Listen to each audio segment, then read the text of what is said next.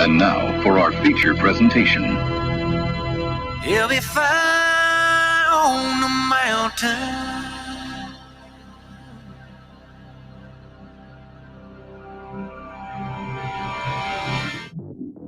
JB and Darren on the JB and Goldwater Show. Line drive right field, base hit. South Carolina wins the College World Series. Watson, touchdown. Hunter Renfrow. He got him, and it's all over. Coastal Carolina rules the roost. They win the championship. And South Carolina has won the national championship. The Citadel baseball team has done it again, but this time the Bulldogs beat one of the top teams in the country. They are giant killers. Get the ball to Bennett. He does.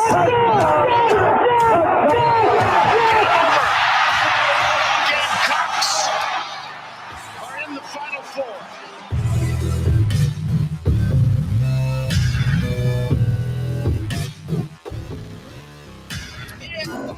All right, greetings and a good Tuesday afternoon, and welcome aboard the JB and Goldwater Show, live, loud, and online, and very proudly presented by Motley Rice, driven by Stokes Volkeswagen, and ready to rock and roll for the next couple of hours. You can find them at motleyrice.com, causes not just cases, stokesvw.com for your next ride to fit the whole family, and we're going to fit some of our family in here today as well. We'll tell you about that in just a minute. You can find us online across all social media at JB and Goldwater, individually at Sports Media JB, and at Darren Goldwater. The Share Healthcare chat lines are already active, and you can be a part of them like Craig, David, and Adam are by texting 843-321-8893 or heading to YouTube, Facebook, wherever you might be watching online, and you can pop us a note. Darren will make you a part of our program, like Cory McCartney will be in just a couple of minutes in Atlanta, Georgia, where tonight they'll be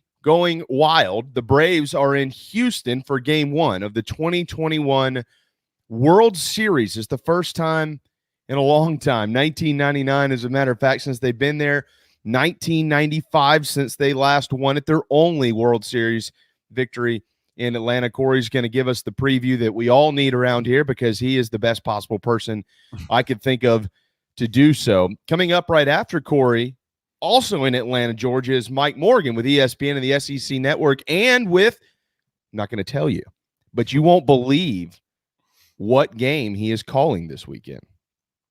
And nobody will be able to guess it.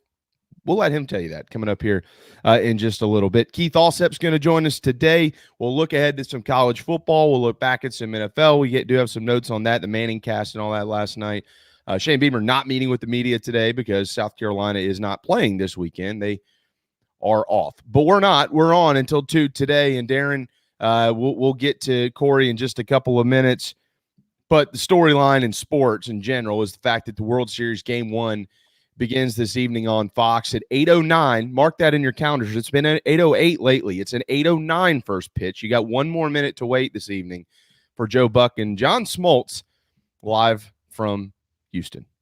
It's the World Series, man. I mean, it's awesome. I'm jealous for my Houston Astro fan friends. I'm jealous for my Brave fan friends like you.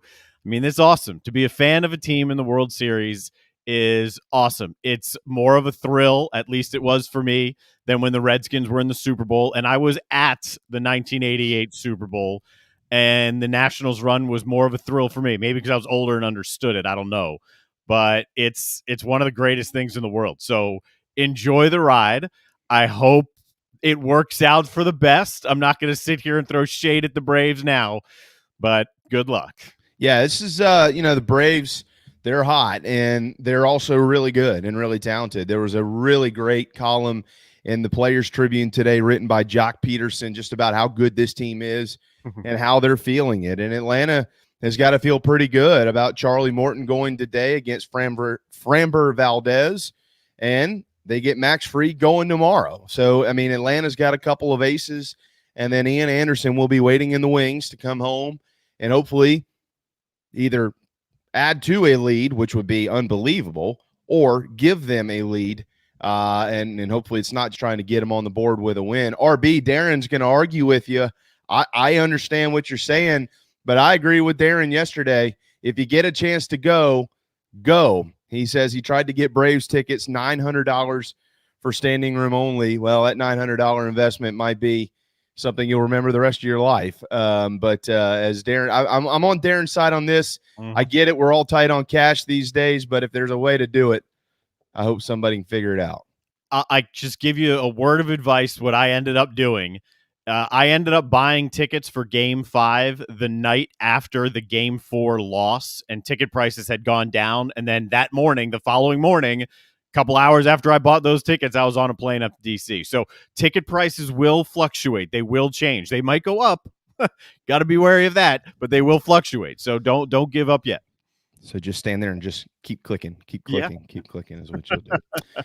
12:06 on a Tuesday afternoon. Again, Mike Morgan coming up at 12:35. Keith Allsep in the 1 o'clock hour. But the story of the day and of the week, for that matter, is the Braves in the World Series for the first time in 22 years. And there's nobody on planet Earth that we would rather talk to about this than that guy. If you're watching, Cory McCartney over in Atlanta. TalkingChop.com has been quite active throughout the season, but even more so here in the playoffs because they're back in the Fall Classic, Cory, and it's got to be unbelievable right now in the ATL. Happy World Series.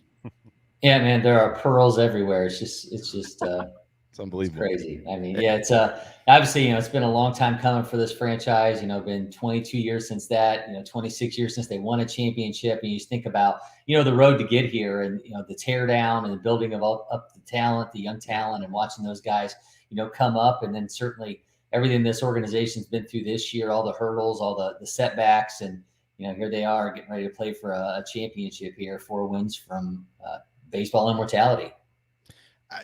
I just want to ask you personally. I mean, you've been covering the Braves for quite some time. You've been so invested in this organization. You have gotten to know so many of the players. You've written a couple of tremendous books. I mean, I don't want to call you Mr. Brave, but you're pretty close to it. What does this mean to you, man? I mean, all the energy and effort that you've put into covering this organization over the years, and now they're here. They're in the World Series. What does this mean to you? Yeah, I mean, it's pretty cool, right? I mean, you watch these guys go through the lows, and certainly there were some major lows. I remember Freddie Freeman telling me that there were days when it was just him and Julio Teheran really the only viable players in that clubhouse, and there'd be days where he'd come in and Freddie go up to Julio and say, "Hey, man, I think you're going to have to go 9 innings and hit a home run if we're going to win a game today." I mean, there were some bad times with this team, so.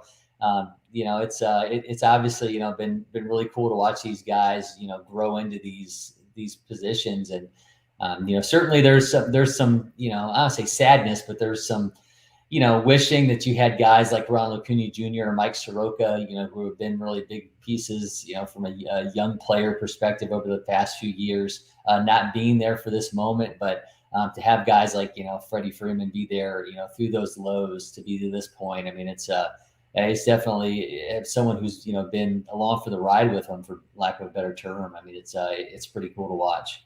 Not that this is the appropriate time to discuss it at all, but I'm just curious as to what you think about Freddie's future. I mean, now that they're on this magical run, they're in the World Series. We don't know what's going to happen over the next week or so, but I mean, what do you think that this will impact his negotiations with Atlanta to return?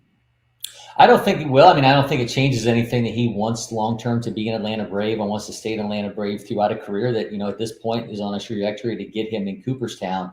The one thing I will say is the timetable obviously is going to get crunched now because, you've got 6 days after the World Series, you can, start these negotiations. But then we know that everything's leading towards a potential work stoppage December 2nd, and that could mean a stop to all player transactions at that point. So I would anticipate that we're going to see this thing move quickly, and that kind of fits in line with the way Alex Anthopoulos has worked. I mean, you think about all these big deals that have happened, bringing in guys like Josh Donaldson and obviously Brian McCann, and these deals that have happened with him have happened right around that Thanksgiving time. So I would anticipate this gets done because I don't really think they want Freddie to have to go through, that time period. And I think they're going to want to get this thing done before that work stoppage. Yeah, it's probably the last thing on Freddie Freeman's mind at this point in time as he's set to go for game one tonight. All right, so Cory, we got a couple of maintenance items to get to here before we actually talk about baseball.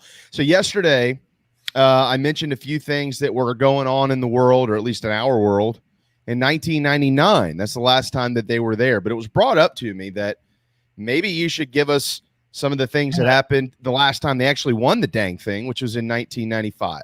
So I did some investigative work this morning. Had to take a shower. I was sweating. It took a lot. Here's some of the things that happened in 1995. I just have to throw this at you. You can write about it if you want to, Cory, if you want to steal it for, talking shop or whatever you want to do. There is something I'm going to give you in here that's going to blow all of your minds. MJ returned to the NBA after retirement. The space shuttle Atlantis docked for the first time ever. American space station docking with American space shuttle docking with a Russian space station. eBay, Craigslist, and Match.com were all launched that year. Yeah. Shout out Match. Love Match.com. The average cost of a home in the United States was $113,150. Let's do that again. No kidding. The most popular baby names that year were Jessica and Michael. So shout out to all the Jesses and Michaels born in 95. You got a good one. They said OJ free. We don't really still know why, but they did. He's free. There were 17 Braves that are on the active roster who were 5 years old or younger, and 4 weren't even born by 1995. And those 4, they're pretty good ones. Ian Anderson, Ozzie Albies, Austin Riley, and Wilson Contreras. The PlayStation was released that year. God bless that. But here is the kicker. I don't know if anybody, Cory, we'll all remember this. There's going to be some people listening to this going, what? That's the year that DVDs were invented. Okay? And they weren't released until early 1997, but they were invented in 1995. Any guesses as to what the first DVD that ever came out was? I'm going to say Raiders of the Lost Ark. Wizard of Oz. No. Twister. With Helen Hunt and Bill Pullman. By the way, DVD players, when they came out. Of the park right there. By the way, DVD players, when they were first released, $799 and up. Yeah. Anyways, we figured we'd entertain some people. There's nothing else to talk about, so we needed filler time. I got my driver's license in 95, by the way, or my learner's permit in 95. Look at that. Oh, would you look at that? All right, so let's talk about the game tonight, and we'll kind of evolve this into the rest of the series. Cory, this is amazing. I texted you yesterday. I said this is just amazing. Charlie Morton's going to go for the Braves tonight. Charlie Morton knows the Astros. He was there for a couple of years. He was 29-10 in a Houston uniform. What does that mean? I feel like he's even evolved more as an arm since he's left Houston. Is this an advantage Houston, advantage Atlanta? How do you view that? Yeah, I mean, and these two teams haven't played each other since 2017, which is pretty crazy in its own right. You just think about all the wrinkles we've had here with scheduling the past couple of seasons, obviously, with the interleague stuff, and then the year with the pandemic, which is when they would have had the American League West. So it just didn't work out that way. But Charlie's actually talked about this yesterday, and he said that there's going to be some feelings. There's going to be some feelings facing these guys, but he's faced them obviously, more than a few times since then. If it had not been the case, who knows? But certainly he had success against the Astros when he was in Tampa as well. So, I don't know if it really plays an advantage one way or the other because there is familiarity on both sides there.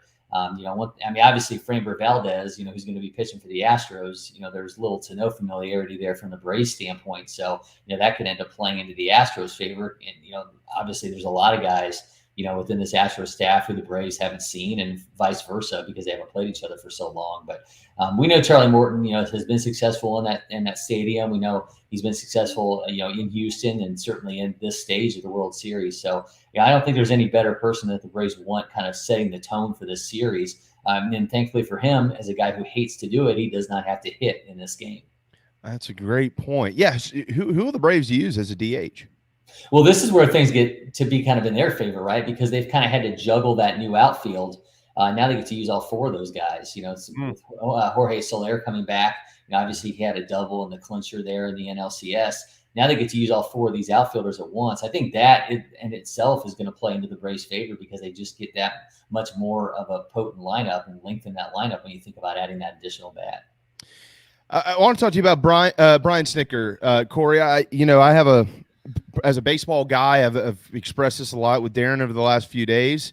Got a lot of respect for Brian, not just as a man. I don't know him. He seems like an incredible human being, but as a manager, because alongside Dusty Baker, who we'll talk more about here in just a moment as well, these two guys have been in this game a long, long time. And as you've talked about on our program multiple times, Brian spending essentially all of his life in the Braves organization. He's known how to handle these young kids, these young men, these adults who have grown up in the sport. But at the same time, I feel like there's a part of him, Cory, that's adapted to some of what today's age of baseball presents, the analytics and things like that. And then there's the old school where you manage off of feel, and we watch guys in BP and go, yeah, we got to get him in there and things like that. In your research recently, what I am asking you what this feels to him or what this means to him. I think we all know what it means, but if you could provide some more depth on that part and just your overall thoughts of these two guys, these icons of the game, I would call them, managing in a World Series in what today is kind of a young man's game. Yeah, and I mean, there's also the added wrinkle here for Brian Snitker personally that his son Troy is the hitting coach for the Astros. And I can remember sitting in spring training, I guess that would have been 3 years ago, when he was telling us that, and that was when the Astros were still, just right across town in Kissimmee from the Braves, that, his son Troy was coming on staff there with Houston, and he was so delighted for him. And obviously now they're going against each other for a World Series. Troy was saying yesterday that he knows his mom and his sister are going out and buying 2 different jerseys. So he doesn't know if we're going to see like the half and half Snitker jersey in the stands between the 2 of them. But they obviously her sons, Luke and Jude, they expect them to be kind of half and half on what they're wearing. They'll probably have some Astros hats on and some Braves jerseys. But I think, one of the most intriguing things about Snitker throughout this is that, he really had to adapt. I think when you looked at Alex Anthopoulos coming over from the Dodgers organization, and we know how much the Dodgers, really rely on analytics and, and Dave Roberts has won, with that as the foundation of everything he does. I mean, you can say it backfired this year in the way that they use their starting pitching and, how much the real implications of that ended up costing them down the stretch. But when Alex came in, I think there was this school of thought of, okay, Snit's going to have to figure this stuff out, or they're going to be looking for somebody else. I mean, how often do we see in sports, college, pro, where a new GM comes in and he wants his own guy in the lead there? And I think there was a process where, Snit had to really learn how to take the information that Alex had and kind of funnel it down. So he would take, all the analytics that were coming in and send them along to Walt Weiss and Ron Washington, and his hitting coaches and pitching coaches, and say, we have this information, let's present this to the players and kind of figure out how we can, collectively use this, but not get away from how we like to operate, which is more of that old school approach. I think they found a balance there. Yeah. And then on the flip side of that, with Dusty Baker, I mean, I loved his quote, he said he's a manager, and ultimately, what that comes down to is managing people. That's what a manager does. Yeah. I think he's just, these two guys are just all that player's manager vibe. You think about guys like Bobby Cox and just kind of that approach to the game. And we've seen a lot of success with guys like Gabe Kapler and Dave Roberts using numbers as to kind of really drive everything. But it's a little refreshing and a little nice to see these guys that just have been able to adapt and stick around this long and have this kind of success this year. To that point, the graphic I threw up there when you started going down that road surprised me. There was a point mid-season when the Braves weren't shifting at all. Then one night they did it 10 times more than they had previously done it, and then never looked back. And these are 2 of the top 3 defensive shift teams in the majors. What caused that change of philosophy, which has obviously then benefited down the road?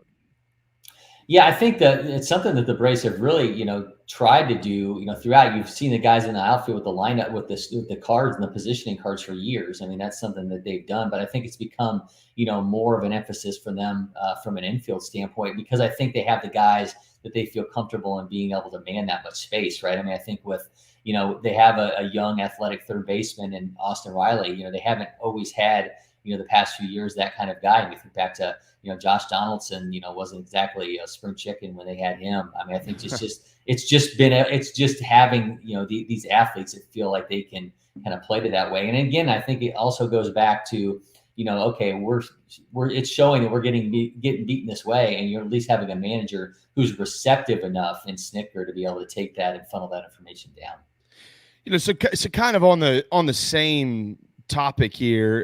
One of the things that happened the other night in Game 6, after Matzik came in and was really unbelievable. They go back to Luke Jackson, and he can't get any outs, and Snick goes out and gets him. They make the move there.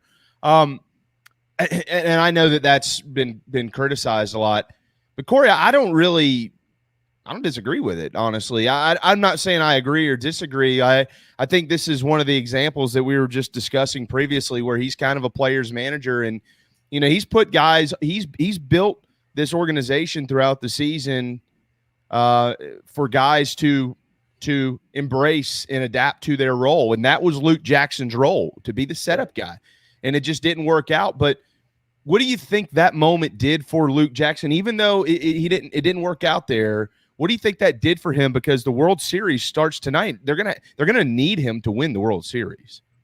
Yeah, I mean, they do. I mean, you think about the way that lineup is set up for the Astros. I mean, you're going to have to get a righty that's going to have to go through, Altuve, Correa, and Bregman. And, that's going to mean at some point that you're going to have Luke Jackson there for meaningful moments against, three of the best hitters in baseball at one point or another. So, they're going to need him to be successful. And I think, it kind of gets lost in the fact that he did have that moment that Luke Jackson had during the regular season, a 1.98 ERA.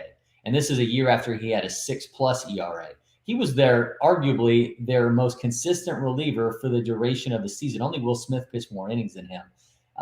He had a couple bad moments. And I think, the Cody Bellinger thing may have gotten in his head, and that obviously, carried into what you saw before, he gets removed, and Matzik just was absolutely shut down with one of the best runs I think we've seen a reliever have in recent memory in the postseason. But I think they're going to have to find a way for Jackson to get back, and he's going to have that moment where things start to click for him again, because he's going to be needed. I mean, where else are you going to go? Because Chris Martin has been really bad this year, and they've relied on Jackson a ton, and I don't see that changing in the World Series, despite a couple of moments in the NLCS.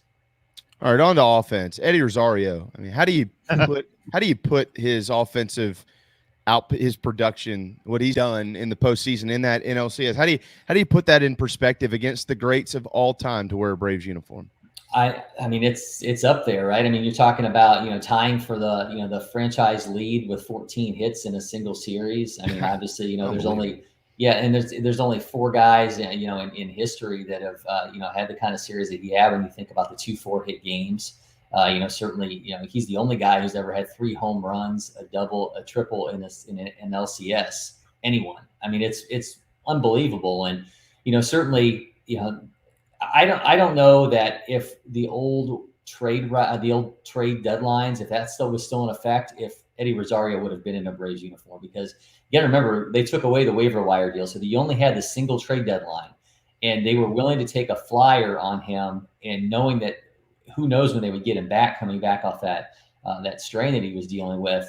If he had come back and been productive in an Indians uniform, and they wouldn't have traded him at the trade deadline, and they would have held him for that August waiver deadline, he's probably not a Brave. So I think a lot of this has to do with just that timing aspect of it, and those changes in the rules. And they took advantage and took a flyer on him. I mean, it's been said many times. I mean, they literally gave the Indians Pablo Sandoval, who they subsequently released, and they got him for nothing. And the fact that he's having this kind of year, you can say he came out of nowhere, and anybody who's looked at the back of Eddie Rosario's baseball card knows he's not come out of nowhere. But certainly, he had a down year last year, and was not having a productive year in Cleveland before this deal. But a 1,600 OPS in the LCS. I mean, it's insane. But on the flip side of that, Yordan Alvarez had a 1,400 in the ALCS. So that's how good you had to be to overshadow what Yordan Alvarez did, and that's exactly what Eddie Rosario produced.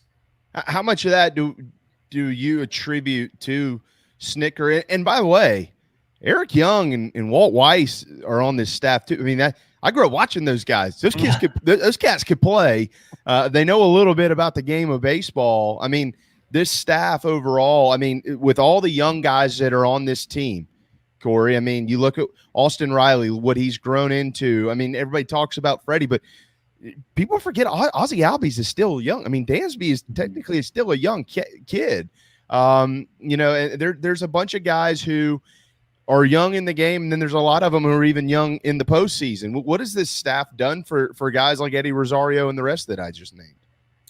Yeah, I mean, I think it's been a lot of just, setting the tone and just letting them kind of be themselves. I think that's kind of one of the things they've held them accountable, and certainly, Ron Washington, a lot's made of the work that he does, pregame, with the guys with the flat glove, and just having that accountability and all the, almost all the stuff that they do at this point, it's voluntary. So these guys are wanting to go out there and put that additional work in. And I think there's just been a tone set there. And, Freddie Freeman will tell you when he gets to spring training, his main objective every year is to play 162 games. And I know there's been a lot of studies on, okay, guys need rest and all that, but I don't dispute that at all. But I think that there's also, the mindset of, putting in the work and constantly trying to get out there and, improve and do all the little things. And I think that's been a big factor for this team, is just the desire and the willingness all up and down the roster to go out there every day and put in that extra work. Yeah, well, Cal Ripken would dispute that. I mean, he didn't take days off. Not the Rip, no. Cory, there's so many amazing storylines. You mentioned the Snicker family. Let's not forget that the World Series, the All-Star game was taken away from Atlanta this year for ridiculous political reasons. They can't take away the World Series from the Braves. They're going to be at least hosting 2 games in Atlanta. The passing of Hank Aaron and Dusty Baker. I mean, their relationship, Hank Aaron and the relationship with the Braves. And there's a lot of feel good stuff out there from a storyline perspective. How does that make you feel? How do you view all of this? How do you even summarize all of it and bottle it up, knowing that there's a lot of extra oomph out there, for lack of better terms, that might be kind of carrying some of the load of this thing? Yeah, and you can find, shades of Hank Aaron throughout this postseason for the Braves, and beyond the fact that there's a big 44 in the outfield. I mean, of course, they opened up with Milwaukee, which was the city that Hank began his career, and he ended it as a Milwaukee Brewer. Of course, the Dodgers, who they just beat, the team that he hit 715 against. And then you've got, Dusty Baker, who was on deck when he hit 715. And then on the other side, Brian Snitker, was told by Hank Aaron that, he thought his playing days were done and it was time for him to move up in the organization and coach. So, I mean, it's just everywhere, just the ties to Hank Aaron in a year in which we lost him. So I think you're going to hear a lot of stories about Hank Aaron, I think, over this next, potentially 5, 6, 7 games.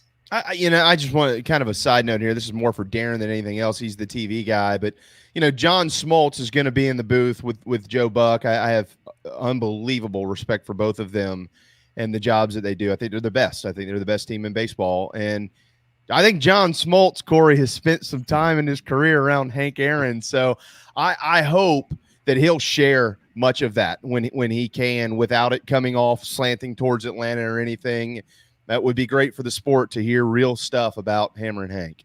Yeah, I think Smoltz is I've dealt with few players who can remember details as vividly as John Smoltz can. Now, maybe they're little twinged or changed, whatever you want to say, with time, but certainly he's a guy that can remember minute details of things. So I would anticipate some really great stories from Smoltz over this series.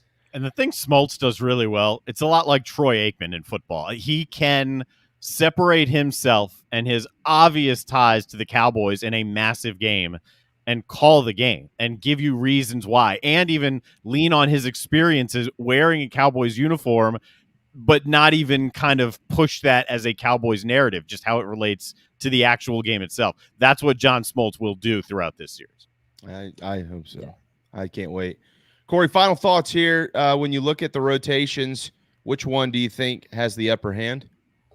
I think it's absolutely. I think if there's one area when you look at these teams where the Braves have a clear advantages when it's in the rotations. Think about Charlie Morton, Max Fried, Ian Anderson. Lance McCullers is not pitching in this series, and when you look at the production so far, the Braves starters have been more than 2 runs better than the Astros at this point. They've really relied on that bullpen. I think if starters go deep into this series for the Braves, and the Braves' main focus here is going to be on run prevention more than anything, because it's this was the highest scoring offense in baseball in Houston. And if you look at one of these sides and which one has the best ability to limit run production, I think it's the Braves. I'm just going to add one thing to that. I didn't realize a nugget that I read today, the percentage of non-fastball pitches that the Braves staff throws collectively. It's one of the highest in baseball, and the Astros are one of the best fastball hitting teams in baseball. Is the matchup favorable for the staff too? Yeah, and I think too, think about the amount of ground ball guys the Braves have. I think this just plays its way into Morton, Fried, and Anderson being maybe the biggest factor in this series. And I love what Brian Anderson said on the broadcast the other day. His description of Atlanta's defense, at least on the infield, quote, airtight is what he had to say. And he's right. It's probably the best Corey, it's probably the best infield in all of baseball. These are the 2 best infields in baseball. Think about what Houston's coming with. There you go. Yuli Gurriel and Altuve, Bregman, and Correa. These are the 2 best infields. Yeah, but Correa and Altuve remind me of that movie. What's the movie where you got the one short brother and the one real tall brother? Oh, you're talking about Twins with Danny DeVito and Schwarzenegger? There you go. Yeah. I always think about them. Yeah. I wish they'd remake that. How long does it go, Corey? 6 games. I'm taking the Braves in 6. Shoot. I'm with you. God, that gives me goosebumps. Go Braves. Corey, you are the best at what you do. Talking Chop, if anybody wants to enlighten yourselves and educate yourself for this sucker, you need to go to talkingchop.com. If you follow Corey on Twitter, obviously there's so much great stuff there. I know you got a lot going on today. It always means the world to us that you take time to spend with us here in the Palmetto State. So thank you, buddy. And I hope when we talk to you next week, the Braves are, let's see, by that time they'll have played 5. I hope it's over. It's over. Yep. I hope they win it in Game 5 in Atlanta. How about that on a Sunday night? We'll be doing it from a parade route next week. Oh, yeah. We'll come. That would be awesome. We'll do a remote for that one. Corey, go Braves, and happy World Series, man. I appreciate it, guys. Thanks so much. Thank you, Corey. There you go, Cory McCartney. I'm telling you, he's the best out there with the Atlanta Braves, covering everything. And that description of all the Hank ties. See a lot. Yeah, Dusty Baker's on deck when Hank Aaron hit 715. These are the things. Like, I remember that, but it didn't click with me. And that's nowhere in my notes. I did a poor job. That's why we have him on. By the way, Dusty's son, the kid that JT Snow rescued in whatever World Series, he's a Nationals farmhand now. He's in the system. Good for him. I think that was 2002, right? 2002 World Series. I never remember dates like that, but yeah, maybe. Yeah. It nonetheless, it's been about 19 or 20 years, I think. Mm-hmm. Yeah. Oh, man. Can't wait. Cannot wait. About a little bit under 8 hours to go before first pitch in Houston. All right, time for a timeout. When we return, why didn't we just do the show from Atlanta today? We got to go right back there. Mike Morgan's going to join us. We'll talk to him about the Braves as well and some college football, which you won't believe what game he gets to call this weekend in sports. You won't believe it. This is awesome. I can't wait for him to tell you. Hang tight. The JB and Goldwater Show, driven by Stokes Volkswagen. We'll be right back. This is Mike Mazzell for Stokes Volkswagen on Ashley Phosphate Road. You know what happens when you sell record numbers of new vehicles? That's right. We take in record numbers of local trades. Despite what the news is saying, quality pre-owned vehicles really aren't that hard to find. You just need to know where to look. Stokes Volkswagen on Ashley Phosphate and on the web at stokesvw.com. We've got over 1,200 pre-owned cars, trucks, SUVs, and all at a fraction of the price when new. Every vehicle has been inspected and reconditioned, many with the balance of factory warranty. Best of all, at Stokes Volkswagen, you don't need the perfect credit to get approved for a quality pre-owned vehicle. And we'll take any trade in any condition, even if you owe thousands more than it's worth. Don't forget, we'll buy your car even if you don't buy a car from us. You're going to love our pre-owned selection, I guarantee it. So come see us today at Stokes Volkswagen on Ashley Phosphate or stokesvw.com. Peace and love at Stokes VW. Negative trade equity financed a new loan, subject to lender approval. People don't like to get stuck in traffic, stuck in the mud, stuck at work. and 2 others you probably don't think much about. Stuck with a big medical bill or stuck with a healthcare program that doesn't fit who you are. Experience true medical freedom with Share Healthcare. More affordable, more options, user-friendly, and biblically sound. You can join right now. Explore a new way to show you care with Share Healthcare.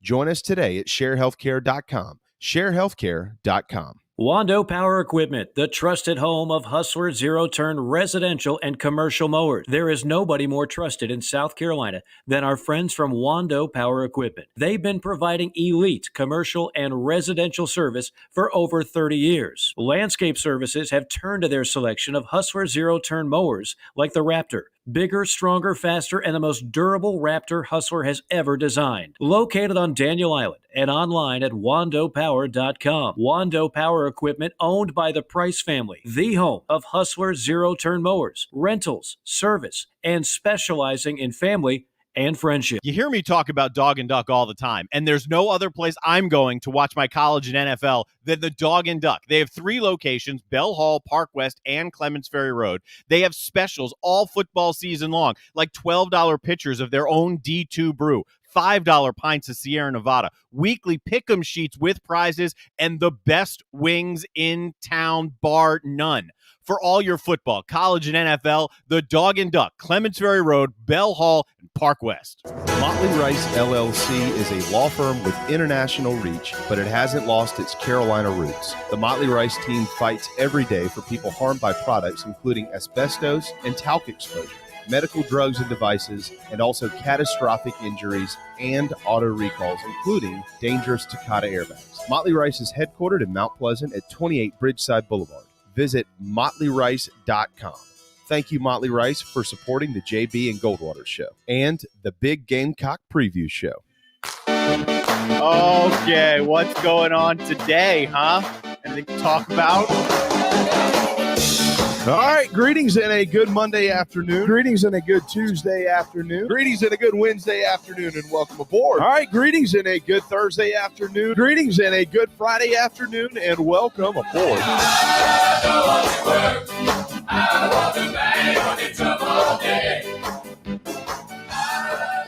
Jeez. Rookie move. I don't want to work either. 12:37 on a Tuesday afternoon. Welcome back. My computer's finally started working. I pulled a classic Darren. Yeah, I'll update it. Yeah. An hour later, it's spinning its wheels. I didn't realize it was a full Windows update. I don't even know where anything is anymore. Anyways, yeah, who cares? The World Series is tonight. Mike, I was telling Darren we should have just come over your way and done the show on remote. We were just in Atlanta with Cory McCartney. Now we've got you. We need to dig up a third guest over there. You know anybody? I could probably round up a few folks. You ought to be. Yeah, you guys ought to be here doing the show. I mean, you could do it right in here if you want. I got the space. Oh, I bet you have the equipment too. We probably don't even need to bring anything. You really don't, actually. You really don't. Just come on over and do what you do. Yeah, this is easy enough. Best remote I've ever been on. Yeah, absolutely. Just don't ask me for tickets like so many others have, because really, people are asking you for tickets. They're still asking me for tickets. Oh my God! And for the better part of 5 years, I was able to make some people's dreams come true. Because when I was employed by the Braves, I had some access, but those days are done. And honestly, I don't even know if I was still working for him, if I'd have access to World Series. You know, the most of the postseason tickets are not controlled by the teams. Right. They're controlled by MLB, because that's where MLB really makes their money is postseason ticket revenue, postseason TV revenue. The regular season is where the teams make all their money.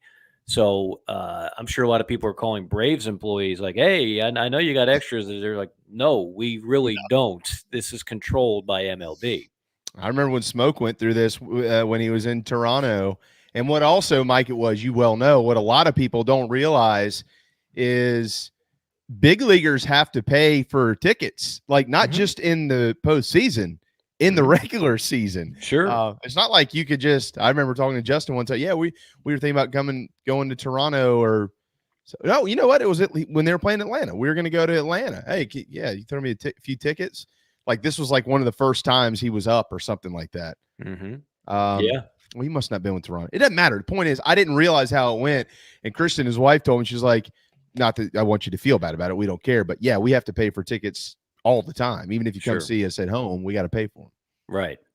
That's People a fair don't realize deal. that. Multi-million-dollar athletes, they can foot the bill on a few tickets. Yeah, some of those rookies. For a friend. Yeah. When you're making league minimum, though, man, yeah, it's tough. Well, Justin hadn't made the league minimum in a long time. I remind him of that every time we go out somewhere. I mean, actually, I don't know if he ever made the league minimum. He's a first-round draft pick that Peter Gammons compared to Chipper Jones on draft day. So, yeah. I know. I remember that vividly.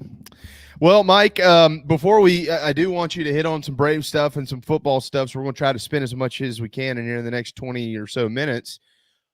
But you're generally Mike Morgan of ESPN and the SEC Network. This weekend, you're working on Sunday. Yeah, first NFL game I've done. Well, obviously I did the Panthers preseason games for 5 years, but first NFL regular season game I've done in 7 years. I did Panthers Falcons years ago. So I'm very excited. I'm doing the Bucs at New Orleans. Obviously division rivals, 2 teams winning records, and there's that Brady guy. Oh yeah. So to one day be able to say that I called a Tom Brady touchdown pass, whether it's one of 700 or whatever it is, by the time he's done, it'd be a pretty cool bucket list thing to do. So I'm very much looking forward to it. Headed out to New Orleans on Saturday, calling the game with Brian Baldinger, and flexing that radio muscle again, which I still always have an appreciation for and kind of cut my teeth on. So it'll be a lot of fun. You didn't say who it was with. Is it Westwood One? It's Compass. Okay.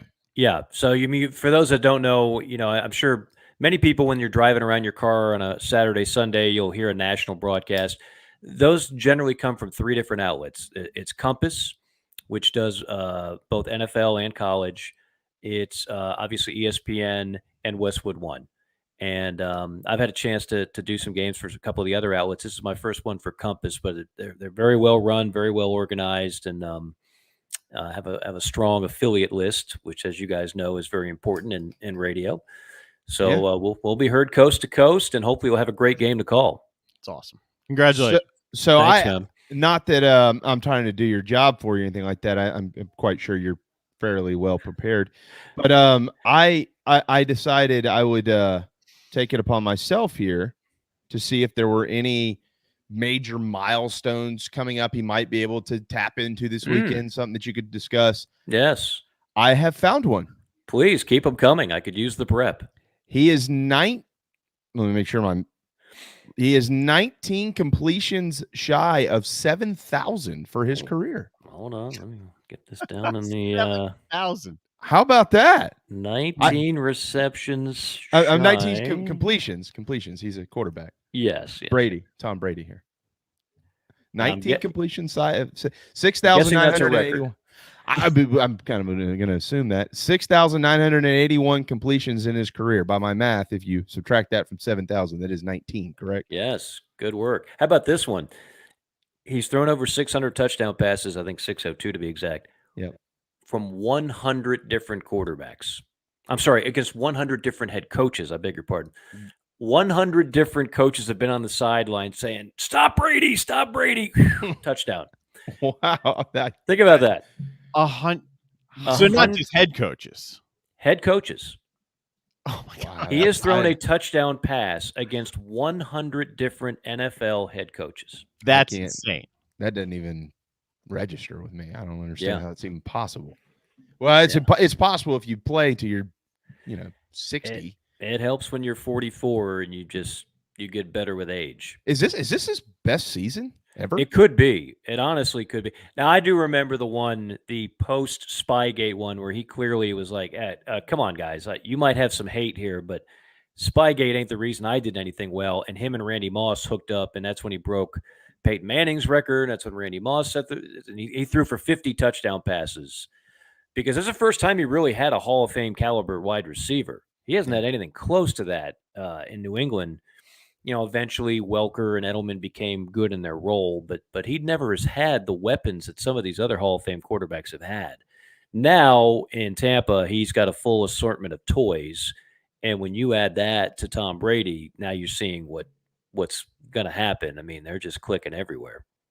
It's amazing. This is going to be awesome for you. So you'll get to hopefully call Tom Brady's 7,000th completion. Did you know that? No, I did not. I don't even think they've come out with the notes yet. But I'll certainly be studying like a madman. But there's so many. I mean, we could do so many different angles on Tom Brady alone. The thing about radio, as you guys know, I mean, it's not like TV where you have the time to get into so many storylines and put up a graphic. And I mean, it's play, little factoid, little something to chew on, play, commercial, live read. And it's like that. Are you excited to be back calling radio this weekend? I'm ecstatic, to be honest with you. Yeah. I enjoy. I never wanted. Look, this sounds whatever. I never wanted to give up either one. Now TV's been very good to me, but whenever I've had the opportunity, I've sprinkled in some radio here and there. And of course, my windows are limited on doing that. But yeah, I've never lost. I mean, that's one of the reasons why I love coming on with you guys. I love doing the podcast with JC. I do love this setting. And look, I cut my teeth on football radio play-by-play before I did anything else. And I loved it. And you know, we've talked about this before on your show. I mean, the difference is you really are steering the ship. Like sometimes in TV, you're along for the ride. You're doing your job, but you're dependent on so many other things, and there's such a collaboration. It's not like that on radio. Like they give you the keys to the car, and the audience is hanging on every word, and they need you to know what's going on. I kind of like that feeling. I kind of miss that feeling from time to time. You were literally the best I'd ever heard. So I appreciate that. That's you know that though. We don't sit here and. Well, you can still say it, once a month, I think. Once a month, there's the quote. Okay. Poor Darren's like, oh, jeez. I gotta hear this again. I'll give you one Kamara stat. I mean, I don't even know the stat. I saw it when I was in the gym today. But I saw him and Ronnie Lott on a screen together. I'm like, what in the – something about clearing receiving yards and rushing yards in like the 66th game. You probably don't know the number. But I did see that. It's 300, right? I don't know. I'm not even sure what it was. It was like maybe 60, it's 3,000. Because it was like 66 games for Kamara. Yeah. Faster than Ronnie Lott. 3,000 rush, 3,000 receiving. He's already gotten. You know, and here's a weird deal. We're talking about radio. The last time I did an Alvin Kamara game, I did the Outback Bowl on radio. And Kamara was his last game with the Tennessee Volunteer. And at that time, their running back that was getting all the pub and the hype was another guy. I can't remember his name. Anyway, this was Joshua Dobbs was the quarterback, and they had a star running back, and then they had Kamara. And Kamara, of course, transferred from Alabama. It didn't work out there for whatever reason. And Kamara went off. And I remember thinking, man, whoever gets this guy, because nobody had him as a first-round draft pick, and, of course, he did not go in the first round. Yeah. And I'm like, he returned a kick for a score. He caught screens. He was like, this is the best player on the field. Like somebody is going to get a gem in the draft when they get Alvin Kamara. He was the best player on the field, bar none. They played, I think it was Northwestern, and they blew him out. And Kamara was a one-man wrecking crew. But that's the last time I called Kamara was on radio, Outback Bowl. So now I get to call him on radio and a key divisional matchup between the Saints and the Bucs. Yep. This is just full circle. Tremendous day for you on Sunday. Yes, it'll be a lot of fun. I'm in a day drink on Sunday and listen to you call. How about that? That sounds like a plan. I might be doing some night drinking. It's a 4:15 kick. So when this one's over, I can't get a flight out of there. I'm staying an extra night in New Orleans, so there might be a couple hurricanes coming my way. Well, so that could be a catch-22 though, because maybe one of the better case scenarios or the best case scenario is if Atlanta has a chance to win the World Series on Sunday night. That is Game 5, and it will be played in Atlanta. I know. You know, you might want to be around the Battery if they have a chance to lock this thing up, Mike. I mean, this is amazing. I'd be shocked if this didn't go at least 6. I agree. I totally agree. I told Darren yesterday, I actually think it goes 7. I think it's one of the great classics. One of the best teams, one of the hottest team in the Braves. And you've got Morton and Fried going 1 and 2. Yep. Yeah. You got to win one of those games. Yeah, absolutely. I agree. Totally agree. They got to win one. When you used to work for the Braves, did you ever get a chance to spend a bunch of time around Snitker? Yes, because so here's the deal. I always did spring training on TV. Yeah. And then when I wasn't doing what we called Big Braves, Atlanta Braves stuff, Brian Jordan and I did 25 Gwinnett games. And in my fourth year with Atlanta, they fired the Gwinnett manager and they brought in Snitker, who was kind of like a bench coach or whatever. And they gave him his opportunity to do that. And he was happy as could be to finally just get the opportunity to manage and did so at Gwinnett. And I just remember I was so impressed by he was just so laid back, so easy to talk to. Players loved him. So fast forward when they fire Freddie, this is so much like the conversation you guys and I would have about an SEC coaching opening in football or basketball, where it's, we got to get this guy and that guy, and then we got to get this big name and that big name and this big name, and they wind up going with Snit. And Braves fans are like, what? Why? Snitker? The Gwinnett manager, the guy that's been like a grinder his whole life but never got a major league gig. This is never going to work. This is dumb. And sure enough, whenever they lost in the postseason, it's Snitker's fault. He's an idiot. He doesn't know what he's doing. This is the best managerial job by any Braves skipper in decades. They lose Ronald Acuna, who's having an MVP season. They lose their entire starting outfield. Remember, Marcell Ozuna was an MVP guy last year. I mean, he was the reason why the Braves had any success. He has his domestic issues, so he's gone. Pache wasn't ready, so he's gone. So they have to replace the entire outfield in the middle of the year. They're under 500 team much of July. When Acuna went down, you could just feel the air go out of the balloon. We are done. The pitching, of course, never had Soroka. The bullpen shaky. We should have signed Melanson. There was nothing about this year that said World Series. Right. And Snit just kept them together, and they just kept winning. So I am a huge Snitker guy. I got to know him personally. I am a fan of his, and I'm so happy for him. Shows you good things do happen to good people. And no matter what happens in this World Series, he did a phenomenal job. I think there's something to be said too, Mike, and it doesn't always work out this way, but all the time that he spent in the organization at the minor league level, as you well know, you know plenty of big leaguers and a lot about the big leagues. Sometimes when you come up, there's a transition period for some of these younger guys. Let's just put it politely. Sure. It's not just in how they play, but also how they're treated and how certain things are in different clubhouses. In Atlanta, with a guy who literally saw every one of these, quote, kids, with the exception of guys who've been traded into the organization, knew them, understood them. That was a rock in the middle of that was able to kind of make sure that everybody was on the same page, no matter if you were a rookie, 19, 20 years old, wet behind the ears, or the seasoned vet like Freddie Freeman. Yeah, I mean, again, the way this has been constructed, and I should mention Alex Anthopoulos. No question. The job that he did. I mean, I made the analogy on Twitter that basically he had to go shopping at the trade deadline at the Walmart $3.99 DVD bin. So he's shuffling through Porky's 2, The Revenge, Revenge of the Nerds 3, and nobody else wants these DVDs. But he's like, I'm going to go ahead and take a shot on Soler. I'm going to go ahead and take a shot on Eddie Rosario. I'm going to go ahead and get Duvall back here. And I mean, none of these guys were highly coveted by anybody else in baseball. And these moves were made. And again, the reaction in Atlanta was, all I guess we didn't get the big one. Oh, well.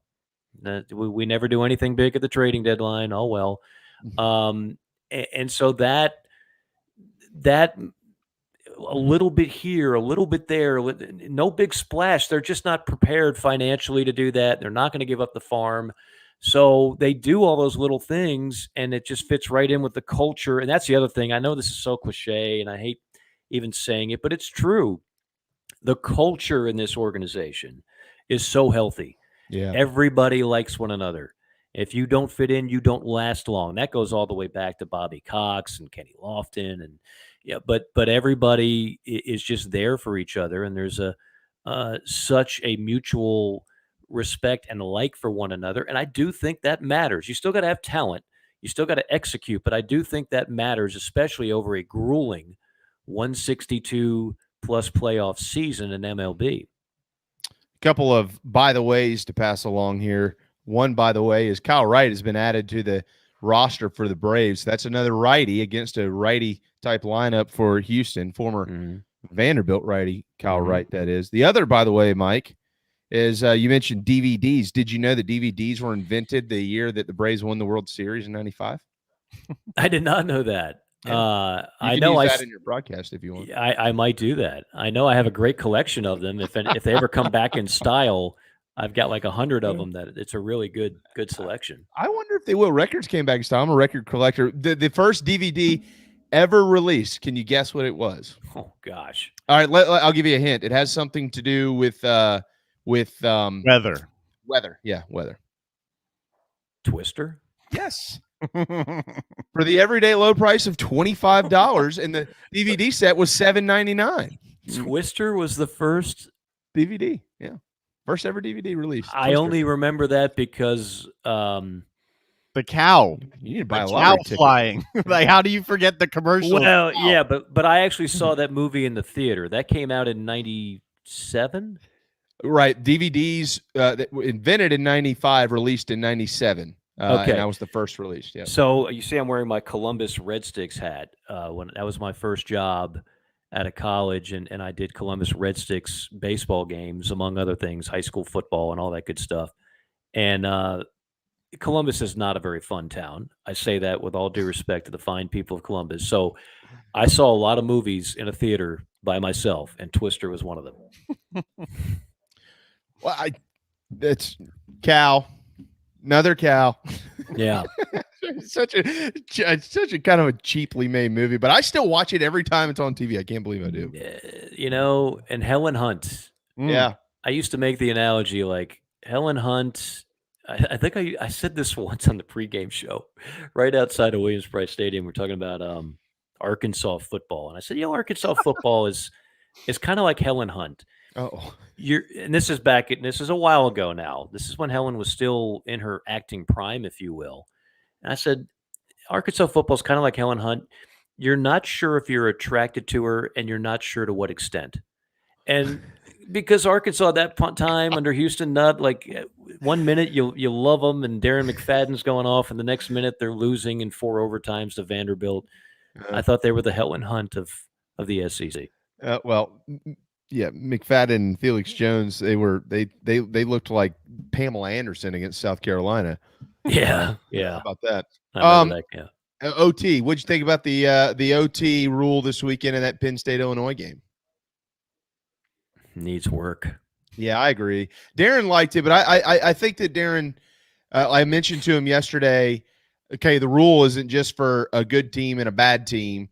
The rule is for everybody, and I would really hate to see something like this happen in like an SEC championship game, right? Or, something like that. I'm not a.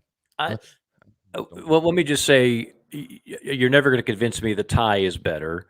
Don't even bring that up. You're never going to convince me the NFL is better with the way they do it. What about? See, I think this is an overreaction to that 7 overtime game against A&M and LSU. Mm-hmm. Because there's so many total plays and nobody could stop anybody in that one. And so they went ahead and said, well, we can't have that. That's not safe for the student athlete.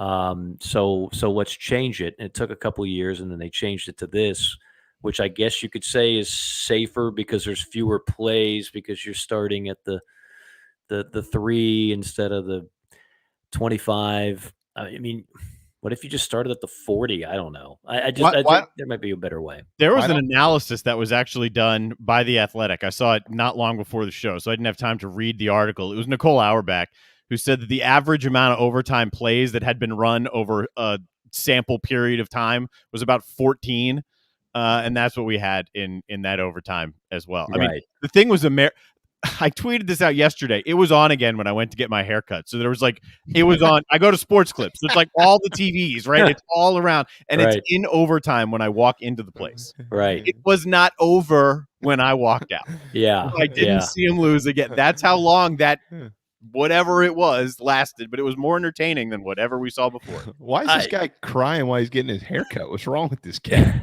Well, that's a very emotional experience. She's giving him a scalp rub. There's a lot of mixed emotions. I understand. No, not the sideburns. my ex-girlfriend used to rub my scalp just like that. You're hitting that tender spot. No conditioner, please. No.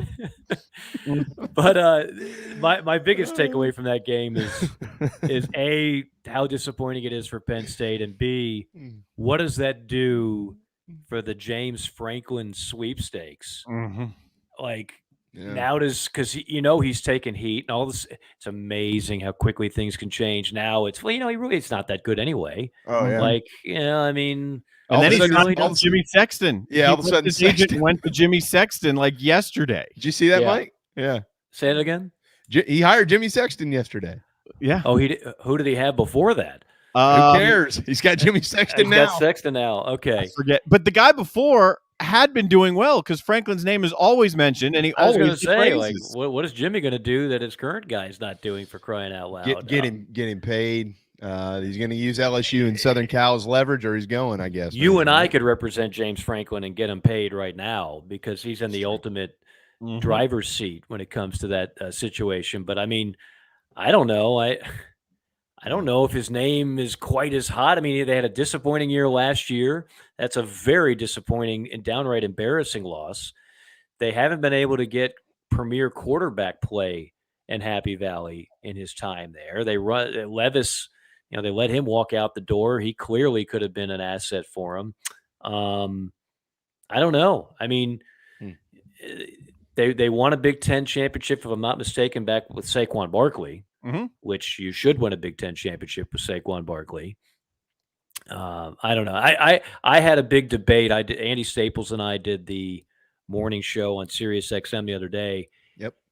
He is convinced that Lane Kiffin, and I think I'm in the minority here, and that's okay. It wouldn't be the first time. He's convinced Lane Kiffin, the moment that he gets that phone call, he's gone. He's leaving skid marks. He's going to Baton Rouge. I am convinced that if it comes to that, Ole Miss will match it dollar for dollar, and Lane is in a good spot because Lane doesn't have to win a national championship to be a god and to stay employed in Oxford.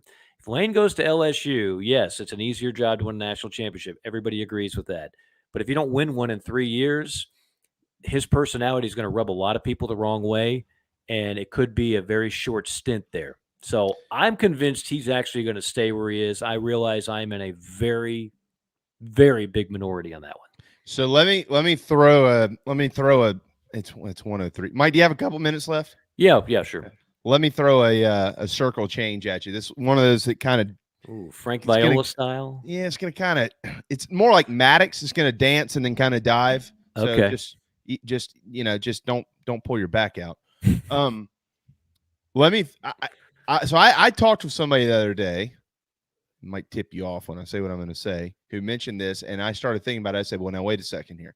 This job is not open, but if it becomes open, would Lane Kiffin leave for Miami?" I mean, look. The U is not the U. The U, like Darren and I was beating on them the other day. There ain't no U. They suck. There's no swag down there, but he's got swag, and he likes South Florida. I don't see it. Now, first off, I don't think Miami could win a bidding war with Ole Miss. Miami's always seems to be somewhat financially strapped. They don't have the resources that Ole Miss does.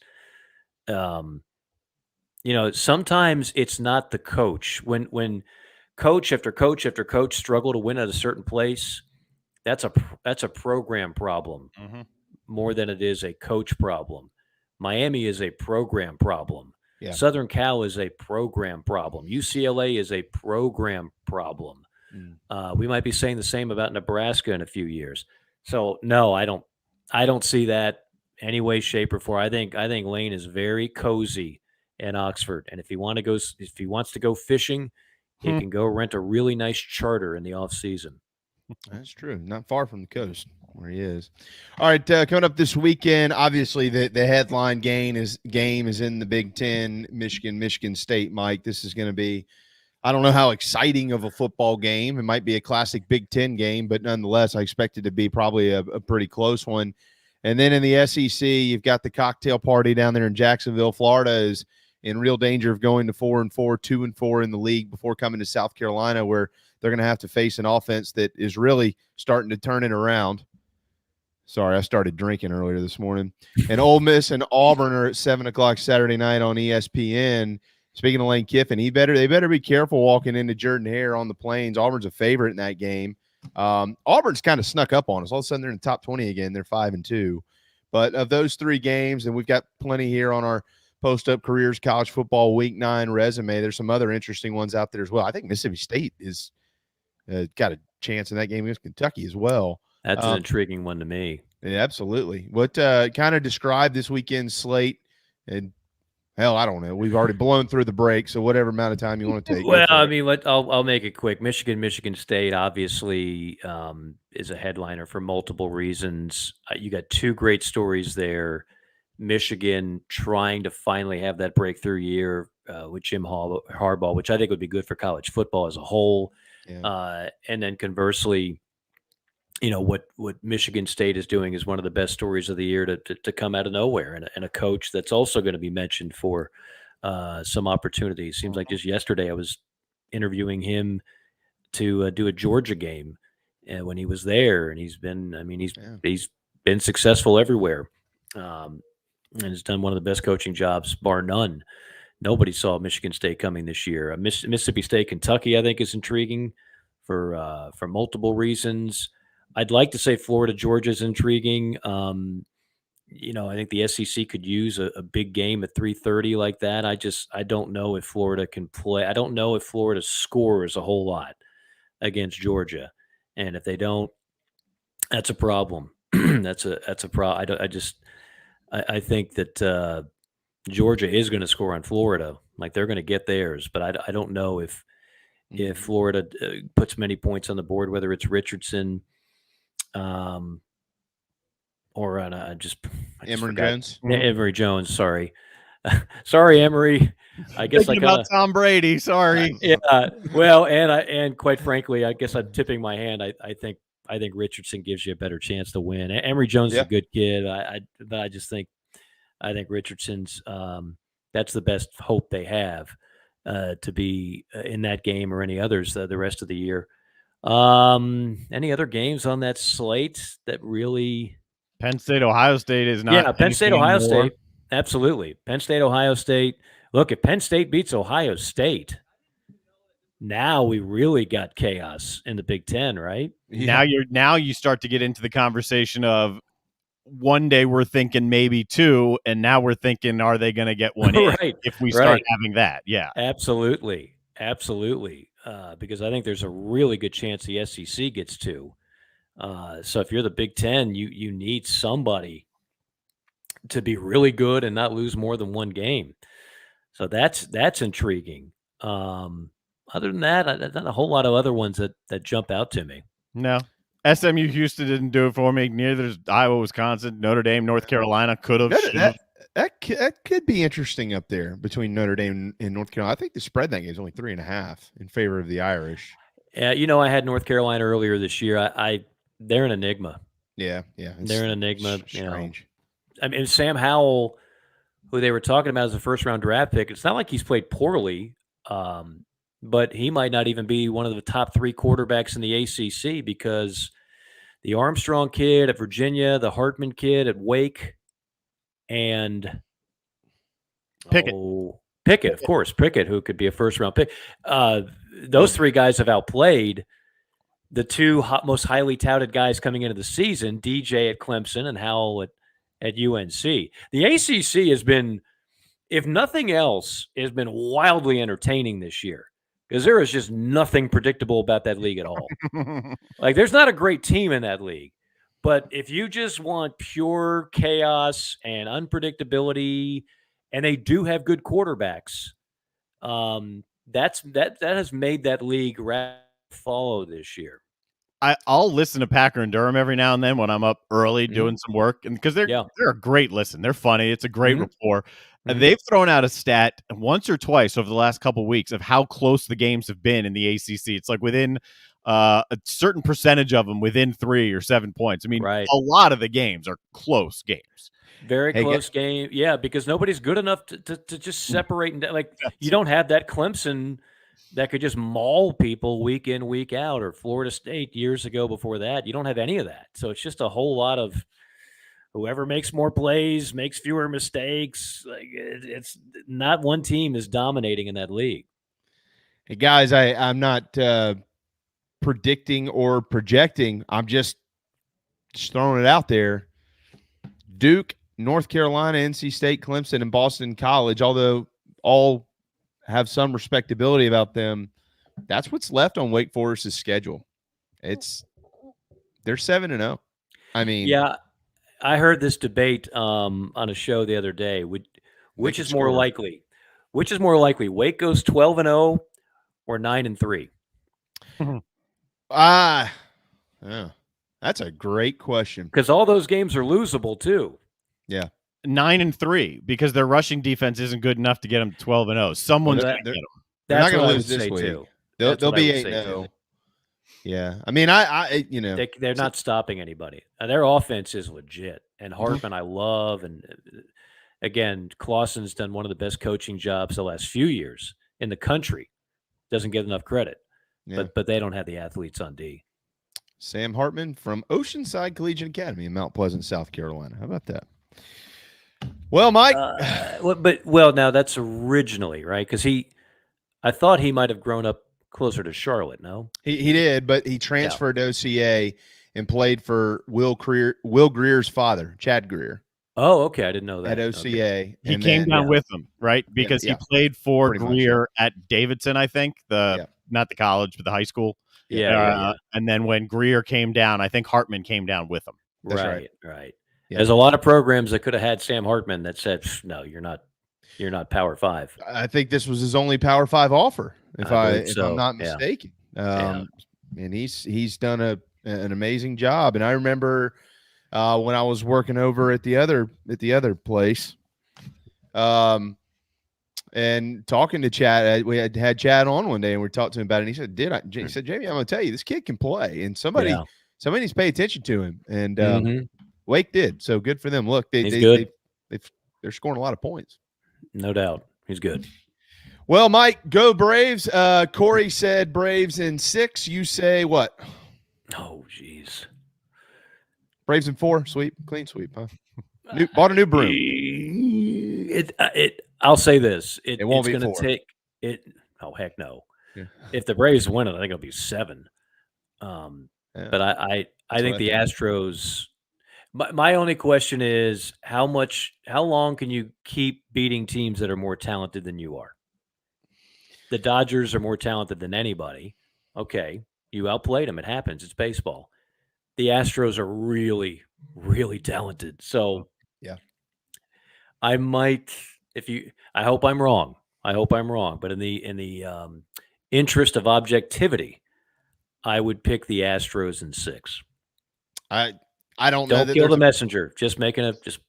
I don't know that there's a bad. First of all, it's the World Series. We never know, but right. I don't know that there is a bad way to go with this thing. I agree with Cory. What he had to say. I think the Braves starting pitching is better than Houston's, but offensively, Houston I think is more consistent.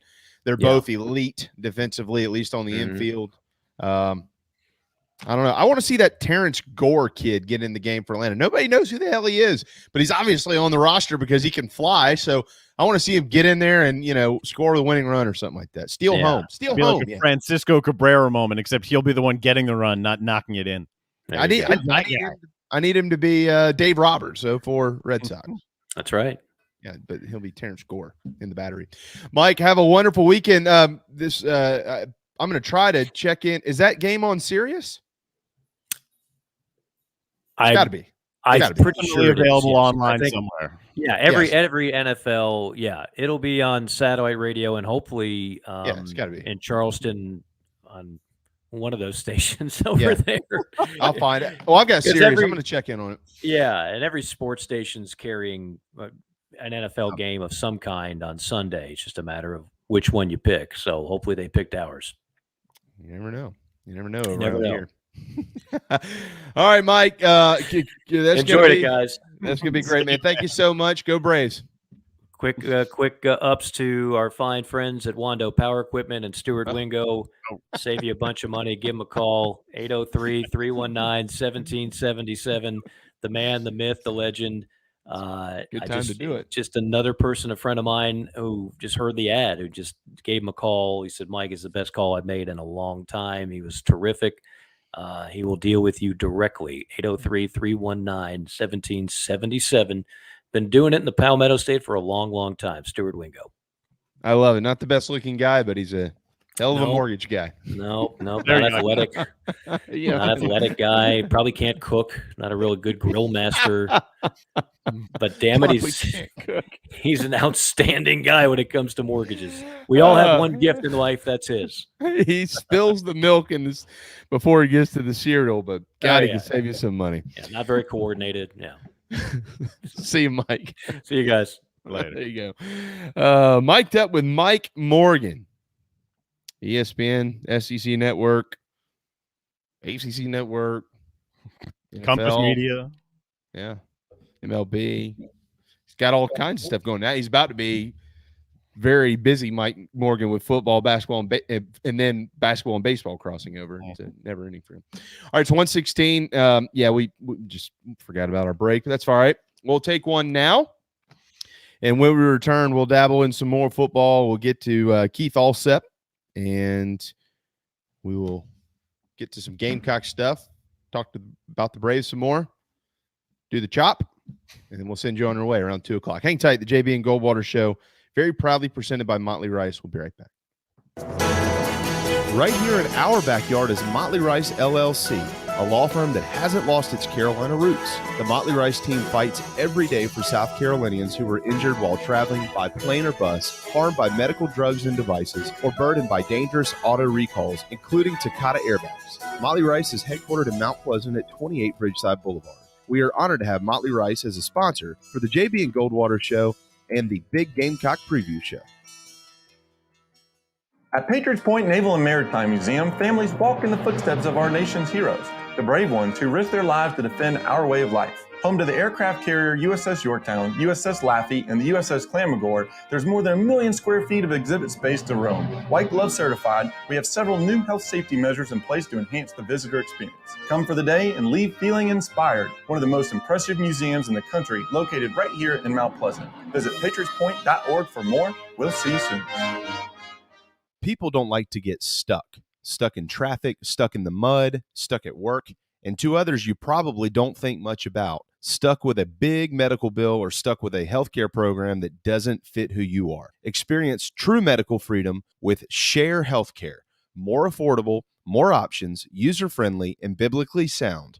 You can join right now. Explore a new way to show you care with Share Healthcare. Join us today at sharehealthcare.com. sharehealthcare.com. This is Scott Glaze, head golf professional at the Links at Stono Ferry, located on the outskirts of Charleston, South Carolina. I'm inviting you to tee it up on one of the most scenic and challenging courses in the Lowcountry. Our back nine is highlighted with 3 holes that border the Intercoastal Waterway.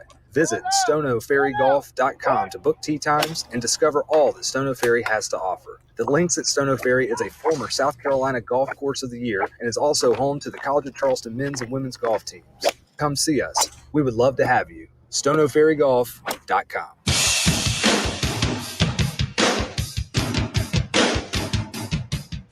You are listening to the JB and Goldwater Show, live, loud, and online.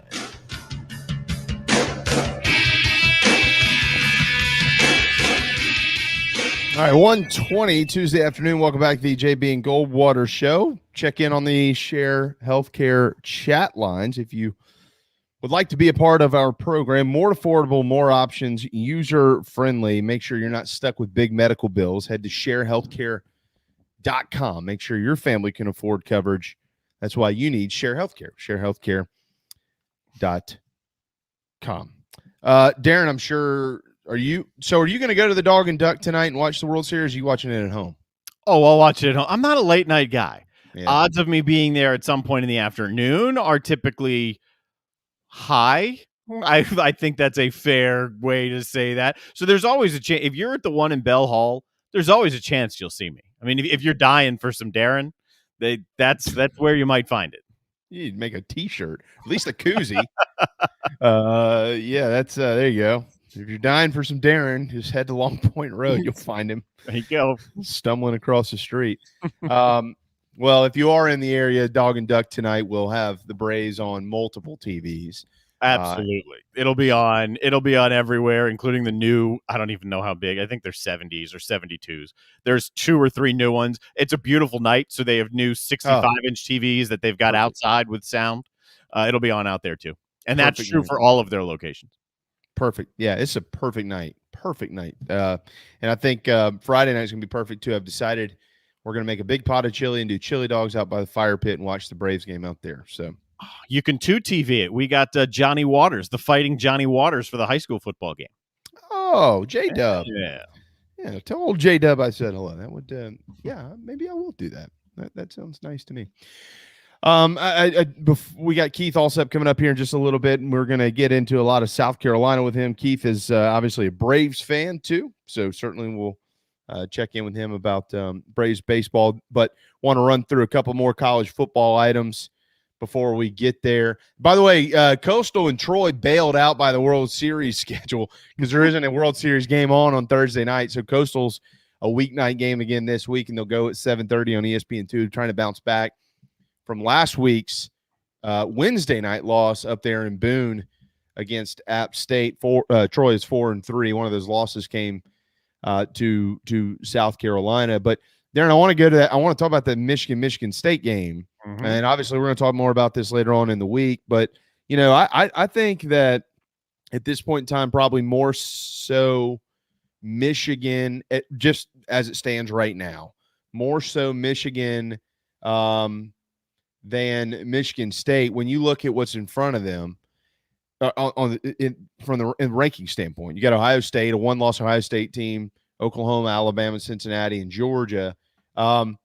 Depending on what Ohio State looks like against Penn State this weekend, I don't think that anybody that has this thought in their mind that, well, Penn State lost to Illinois, yeah, they're going to get blown out by Ohio State. Yeah, that's not true. That's not going to happen. They might not win the game, but they're not going to go get their rear ends kicked. Ohio State is starting to put it together, which that's a scary thought for the Nittany Lions. But they're not going to get typically beat. Plays them tough, and even had they beaten Illinois, the line would still be huge. It's 18.5. Or maybe it's even up to 19. Right. It'd still be in the 15, 16 range, even had they won last week. And if they had won by 3 touchdowns, it'd probably be pretty similar to what it is. But depending on what the game looks like, if let's say Michigan beats Michigan State, and let's say Ohio State doesn't, I don't want to say struggles, but if they struggle or if it's just not something dominating, you know, based on Oklahoma's recent performances, I mean, they really struggled against Kansas this weekend. They've got Texas Tech coming up this weekend. Based on some of their results this year, they could lose that game. It is at home, but they could lose it. But if they struggle once again, I could see Michigan leaping right into the top 4, Darren. I really could if they beat Michigan State. It's a fascinating game. The line is only 4 or 4.5. The way Michigan's been able to win and comfortably so, when they've really just been able to cruise, kind of put the thing in cruise control. Northwestern played them well last week early, just like a lot of heavy underdogs played early, and only one of them actually finished out winning, Illinois. But then once they got in control, they just leaned on that running game and just pounded you into submission. I don't think they can do that solely against Michigan State. So is the aerial attack good enough for Michigan? This is going to be one of their first tests here, really true tests, because Rutgers really pushed them at one point in forcing them to do that. That's number one. Two, can you stop Walker? They've got an aerial attack too. What Mike Morgan said is true. What Tucker has done is by far the best job in the country this year. That's why he's getting mentioned for jobs right now. It's not soon to be mentioned. He's getting mentioned right now. He had to address them this week. It's, to me, interesting as well. First time since 1964 that Michigan State and Michigan will play each other as top 10 teams. It's been that long? That doesn't make sense. I feel like we've seen this in recent memory, but I guess I think this is great for the sport. I agree with Mike. I'm not a Michigan fan by any means, but I do think that Michigan being good is good for football. I like when Michigan State's good. I like their brand of football. I do like Mel Tucker. I almost wonder if his style is maybe just better for the Big Ten. You know, some of these other jobs he's been mentioned for, LSU and things like that. Like, he might have found his niche up there at Michigan State. I mean, Mark D'Antonio did.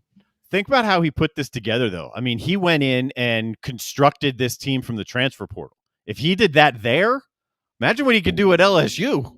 Yeah, that's true. Yeah, that's true. Yeah, or pretty much anywhere else. Yeah, or Southern Cal, or Penn State if that opens up. The question I have, though, about these rankings, I mentioned if Michigan wins, maybe they could pop into the top four. And coming up in a couple of weeks, we're going to get our first college football playoff rankings. But very similar to the conversation we had last week, I think, with Josh Pate. It was with Josh Pate. Not to interrupt, I think it's this week because Penn State, Ohio State, Michigan State, I remember play the day before the first rankings come out. So it's Sunday. So is it Sunday? Mm-hmm. Okay. I was thinking it was the following weekend. All right. So anyways, I guess my point is this where, like, this is going to be the litmus test. This is going to be like our reality of Cincinnati and how they're viewed and how everybody else is viewed, because if my personal opinion, this is my personal opinion, I think if Cincinnati and Alabama played, I think Alabama would beat Cincinnati. I think if Cincinnati and Oklahoma played, I actually think Cincinnati might win that game. But in saying that, I think if Cincinnati and Ohio State played, Darren, or Cincinnati and Michigan played, I like both of them over the Bearcats, just based on what I've seen out of these programs. And clearly, if Cincinnati played Georgia, I'm taking Georgia. So, like, I actually think that Cincinnati could be a top 4 team, but if that means they are, Oklahoma isn't. Does that make sense? Like, I just Oklahoma feels like a ticking time bomb, man. I mean, week in and week out, man. They get pushed week in and week out. The defense is suspect, to say the absolute least, but when they're clicking, like first half, second half last week, I think they ran like 17 plays in the first half, and then in the second half just annihilated them.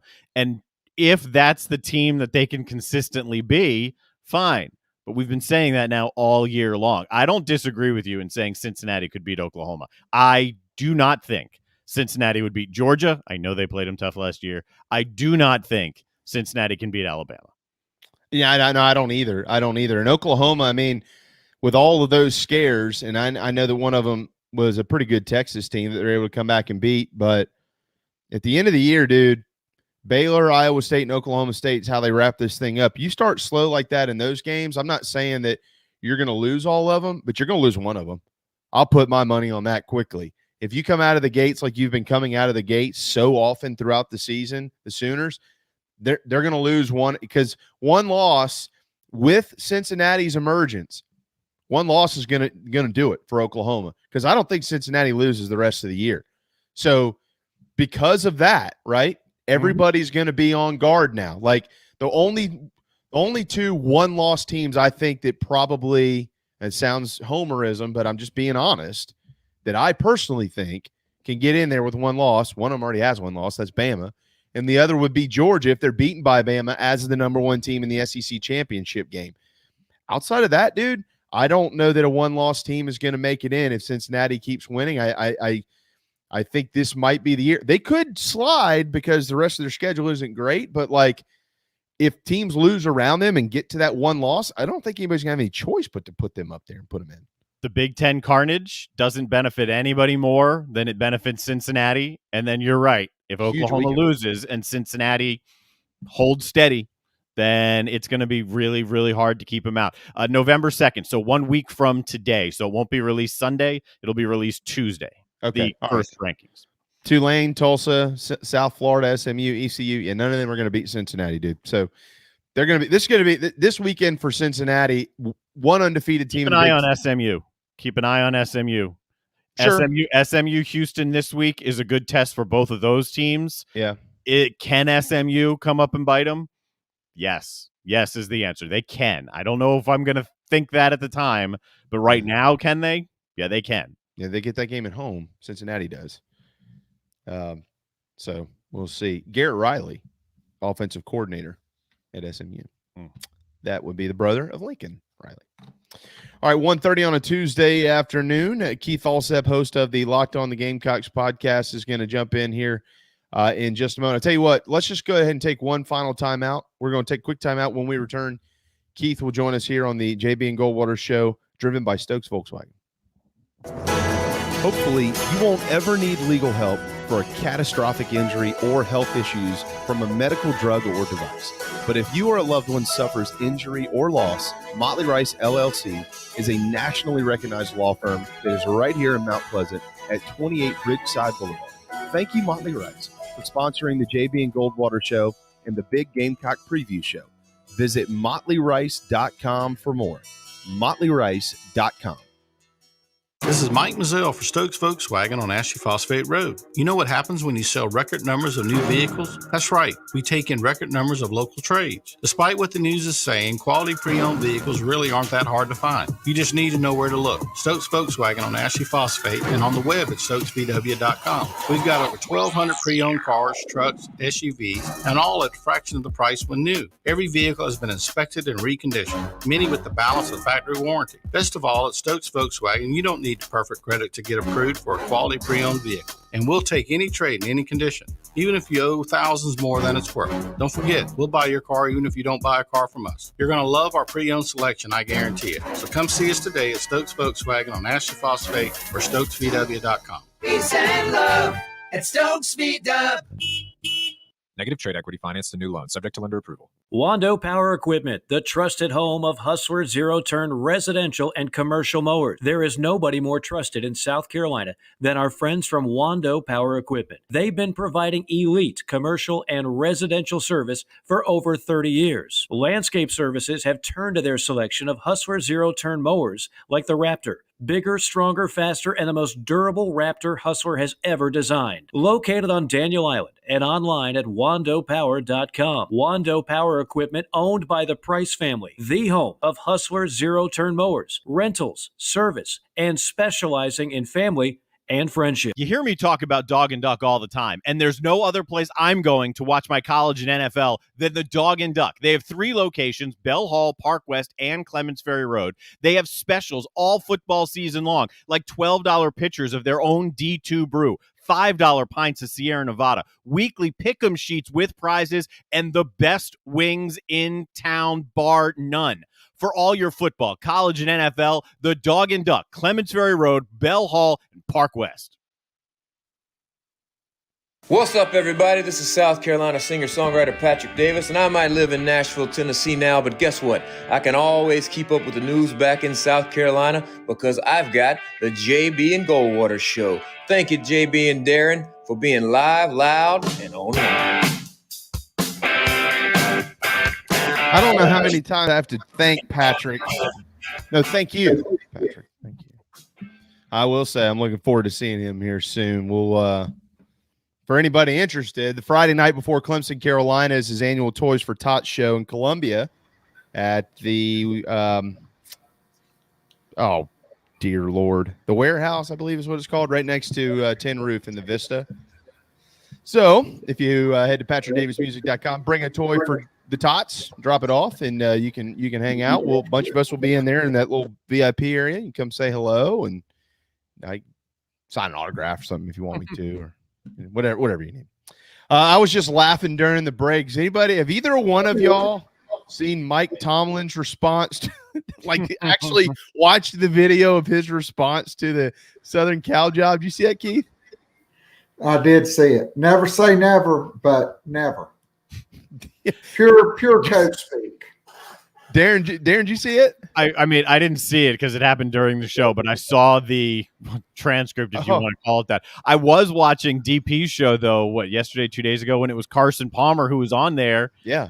Who was basically saying, I'm as close to it as they're going to let me be, and goes through a list and throws Mike Tomlin out there. And Dan Patrick was surprised. Does it surprise you, Dan? Yeah, I think it would surprise a lot of people. I don't think anyone's heard it. Yeah, it surprised Tomlin. Apparently, he was like, "There ain't a booster with a big enough blank check. Why would I want to go back to college?" He asked, "Are y'all asking Sean Payton and Andy Reid about these jobs?" He got up and walked away. So I think that's he put a lot of people in a lot of tough spots from here on out. When others are asked about that job, if you don't respond like Mike Tomlin, then the door might be cracked open. We'll just have to see. All right, Keith, do the Braves win in 4, 5, 6, or 7? I'm going with Courtney because he picked the Braves over the Dodgers in 6. That was at home. Unfortunately, if they win it in 6 or 7, it'll have to be in Houston. Are you going? You going to try to get a ticket? I mean, yes. Not if it's $1,200. I'm not. Darren says the money doesn't matter.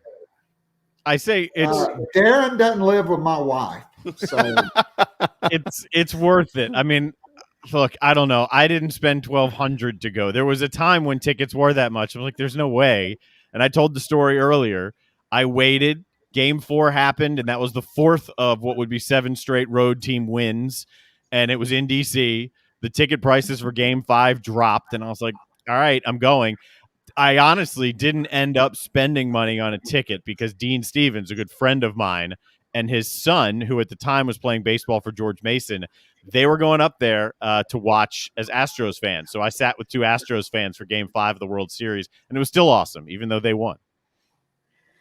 Yeah, so, all right, so wow. The ticket prices are not going to drop because games 1 and 2, those are going to be primo prices. Mm-hmm. All right, so if the Braves win in 5, that does me no good. But if it goes back to Houston for Game 6, it's 3-2, right? Mm-hmm. And then if it gets to Game 7, then it's 3-3, and so that just drives the prices up. Mm-hmm. Yep. And so, probably not. You're right. But, this brings back a lot of childhood memories for me. My parents started taking me to Braves games in 1969.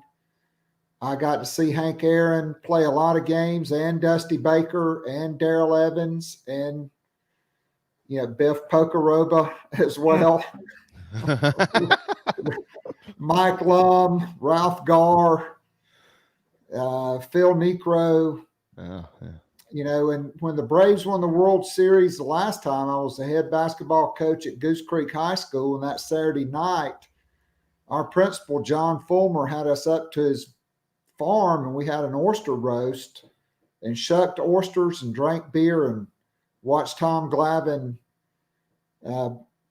pitch the best game in the World Series up until that time because, you could say what you want to about Don Larson, the perfect game. Mm-hmm. They were winning like a gazillion to nothing. Tom Glavine shut out for 8 innings. Up until that point, maybe the most prolific lineup in American League history. They were hitting like 300 as a team, and any one of those guys could beat you. One mistake pitch could have tied that game, and he was just unbelievable. Yeah, that was the best. I know it was the best offense in the American League that year. Did y'all ever have y'all watched the The special on the MLB Network about the Braves in the 90s. Darren, have you seen that? Keith's seen it, so he's going to know what I'm saying here. But Tom Glavine went into the clubhouse before the game, and he looked at the guys who were in the lineup, and he said, "Just get me one." They said, "One what?" He said, "One run. Get me one run, and you'll win the game, or we'll win the game." And they got him a run. David Justice hit a home run, and they won the game. It's amazing. When you look at fans booed Justice because he had called them out, and said it was easier to play in Cleveland because of the expectations, and they booed him, and then he hits the home run. Very ironic. Yeah. Good for David too. He got them all fired up. I love David Justice, and he was married to Halle Berry. I mean, who didn't want to be David Justice in the 90s? Everybody wanted to be David Justice. It's one of the first things I think of. When I think Justice, I see his swing, and I think married to Halle Berry. Those are the two things I think immediately when I hear David Justice. I'm glad you brought up his swing, because I agree with you. Outside of, the three most famous swings that I remember as a kid, now Keith's almost 100, so he's got a whole bank of baseball knowledge, but obviously the great one was Griffey. Mm-hmm. Justice was the other, but the third one is going to surprise all of you, Tony Gwynn, because it was so different and he just knew how to hit, and those were the three swings that always stuck out to me in baseball. Keith, you can jump in. I'm sorry, man. I love Chipper's left-handed swing too, in particular the left. Oh, sweet. Yeah, I was going to say Chipper from either side of the plate. Yeah, sweet. But for me, I got to see Henry Aaron and Willie Mays play as a kid in person, and the Big Red Machine with all those guys. Joe Morgan probably had the most memorable swing because of the chicken wing. Before the delivery. Yeah. Well, and we're talking just swings here, but if you want to talk stance, I mean, then you're getting into, for me, Jeff Bagwell, Ken Caminiti. They were both on the juice. Bagwell looks like who had 1,000 different stances throughout his career.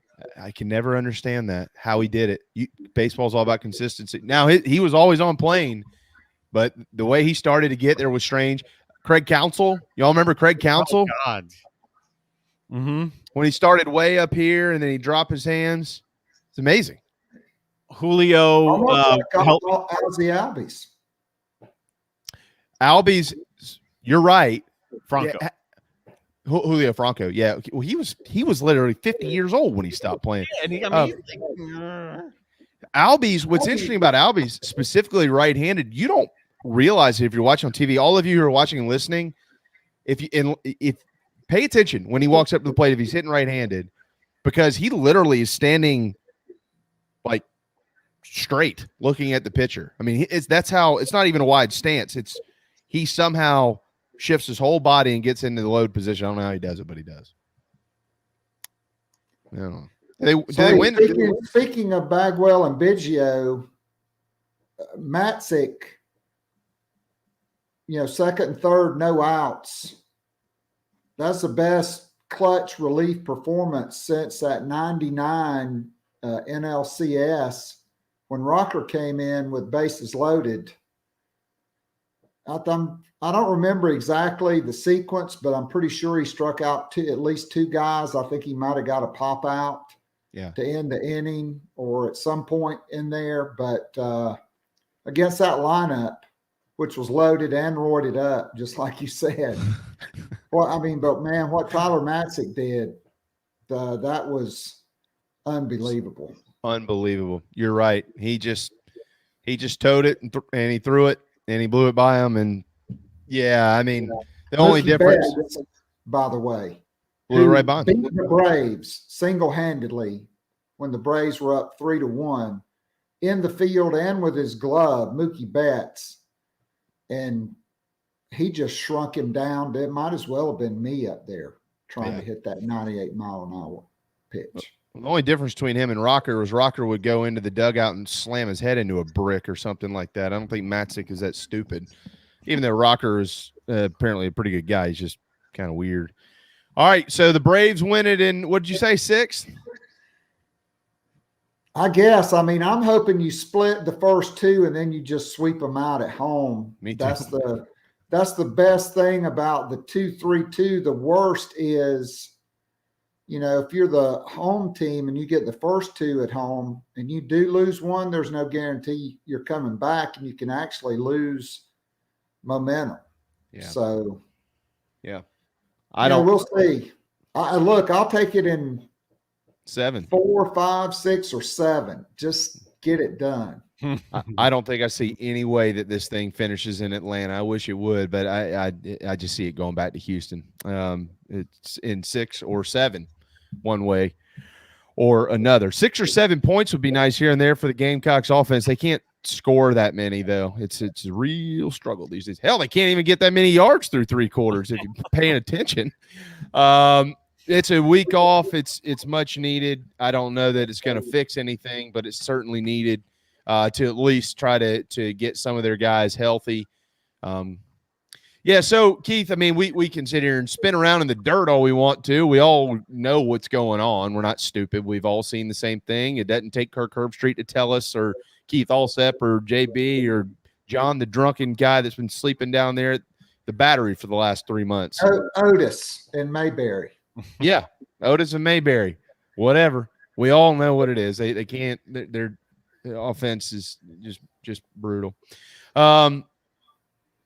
So I think the question I have for you is, what is Shane, outside of winning games, what is Shane Beamer's biggest challenge the final third of the season coming up? Well, I mean, you can't lose the locker room. Number one. All the goodwill, all the positivity, the culture, everything. That's why, quite frankly, I think a move should have been made in the bye week. I mean, look, Wes hit the nail on the head yesterday. It's a good thing Shane Beamer was going out to see 2023 defensive linemen, because there's no need to go see a 2023 quarterback, running back, wide receiver, or tight end in this offense when you can't even get the ball to Jaheim Bell. You stand up on Wednesday and talk about how integral Jaheim Bell is. He gets 1 touch for -3 yards. And look, nobody thought South Carolina was going to win that game, but I mean, you would expect to at least get 200 yards, and you would expect to get more than 15 of it through the first 3 quarters when you oh my God. When you got you had 2 first downs going into the 4th quarter, and you got both of those in the 1st quarter. You went the 2nd quarter, the entire 2nd quarter, and the entire 3rd quarter with no first downs, and you had 4 straight possessions of minus yardage. 3 for, well, you could even say, 5 for 0 or negative yardage, 3 for 0, 3 for -19, 3 for -4, 3 for -6, 3 for -4. Then you had a tremendous 4 for 9 when you went for it on 4th down and you threw the damn thing behind the line to gain again. I mean, look, you guys know Wheel of Fortune.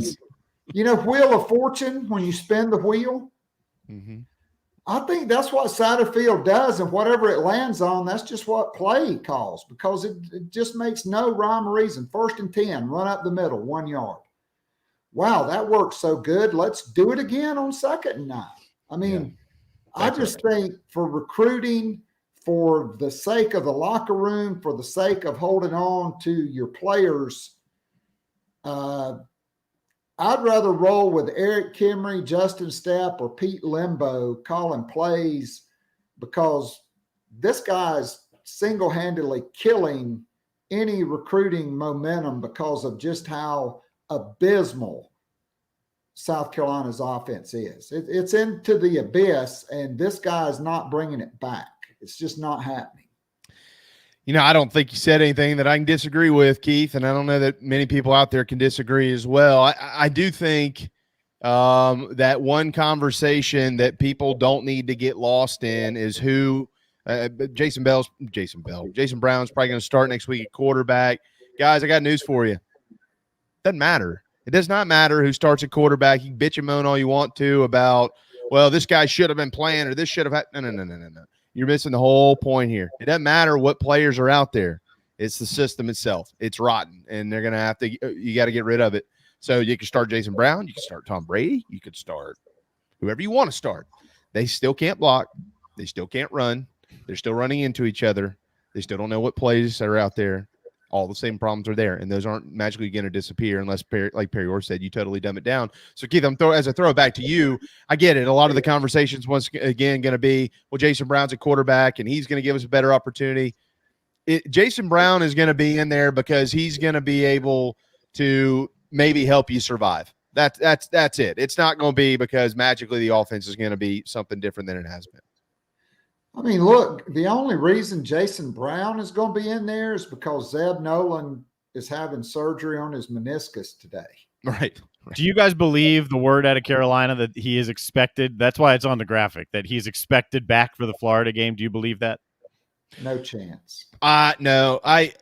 From what I checked on this yesterday, from what I understand, there's a chance that he could be back, like not back starting, but available if need be for something.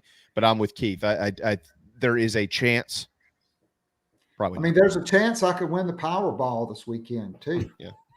No, I would not expect to see. Honestly, my chances of winning the Powerball are probably better than Marcus Satterfield calling a good game against Florida, even though at least that guy has called some good games in the past.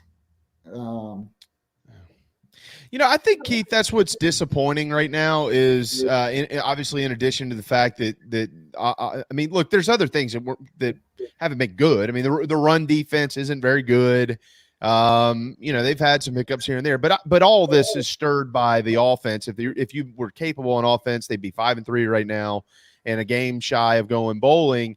But what I'm getting at here is I think what's most disturbing, or at least it is to me, is you look at the final four games. All of a sudden, November is nowhere near the gauntlet what everybody thought it would be before the season. Florida's beatable, Clemson's beatable, Auburn's beatable, Missouri's beatable, and as bad as Carolina is on offense, none of them are beatable. Yeah, I mean, so here's the thing. The Missouri game, to me, is the one that's really fascinating on paper when you look at it. Missouri is like the worst in the nation in rush defense. Teams are rushing for 300 yards a game on average. I mean, obviously, like Georgia probably rushed for 1 million. But when South Carolina plays there in 3 weeks, how much are they going to get? I mean, are they going to come back with 109 yards on 38 carries? 109? Keith. You said 109. Do you mean 9 or what do you mean? No, I mean 109. Clearly, they're not Texas A&M. Look, I saw DeMarvin Leal in San Antonio in the All-America Bowl. I mean, I knew it wasn't going to be pretty. I mean, it wasn't pretty last year. I mean, they won, 48-7. Technically, South Carolina scored more points. Granted, it was – look, Shane, I'm sorry, dude. They didn't have their dudes out there when you were rolling up 180-something yards in the fourth quarter. It wasn't happening. I mean, the game was over. You got nothing through 3 quarters. You had 34 plays for 15 yards of total offense. Okay. It's abysmal. And the problem is the defense, particularly at linebacker, is not ideal. It's hadn't been ideal in the secondary. Torian Gray's done a great job. Clayton White's done a good job. Pete Limbo has done an exceptional job. They gave up a 95-yard punt return for a touchdown, but the defense knows this offense ain't scoring. They are not staying on the field. I mean, they continued the streak of 8 games of, no more than, they got 0 against A&M. So 1 one touchdown a game when the game's still relevant. That's all they're able to get. Yep. Well, I mean, I tweeted out the other night, turnovers don't even matter anymore. This is generally one of the most important stats in football, and it doesn't matter for South Carolina. The point of turnovers is twofold. One, you stop them from scoring. The other one is you got to score when you get them. That's how you win games in this league. And Carolina leads. This is amazing. They lead the league in turnovers forced. Yeah. But they've scored, I think, 3 times off of oh God. And mostly they run it up the middle after a turnover. Yeah. Every time. I think that's exactly. And it's as I've mentioned to Darren before, and he said it as well, and he's spot on. It's not always fair to compare anybody, Will Muschamp, Shane Beamer, whoever, it doesn't matter, to Steve Spurrier, because Steve Spurrier is Steve Spurrier. He's one of the best coaches ever in the history of the game. He is the best coach ever in the history of this school. But he did kind of roll out a blueprint of how you can do some things around here and be successful.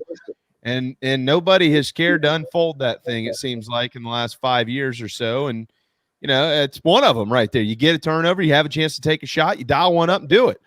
And they don't do that in Columbia. I mean, look, whoever thought you'd be longing for the days of Kurt Roper or Brian McClendon? Yeah, I mean, look, I get it. It's less than ideal. It wasn't going to be a great year anyway, but Shane Beamer said they're going to recruit their way out of this. If you are, you're going to have to replace the play caller and the offensive line coach at a minimum, and then you got to hold on to the coaches that you hired that were good. I mean, look, I made my feelings perfectly clear. I did not think Shane Beamer had done anything even to deserve more than a courtesy interview for having been under Steve Spurrier. He's never done it. He's never been a play caller. He's never been a defensive coordinator. And his special teams really weren't all that special at South Carolina. But he is our head coach, and I've been behind him, and I think he has hired some really good coaches. The Satterfield thing was a head scratcher.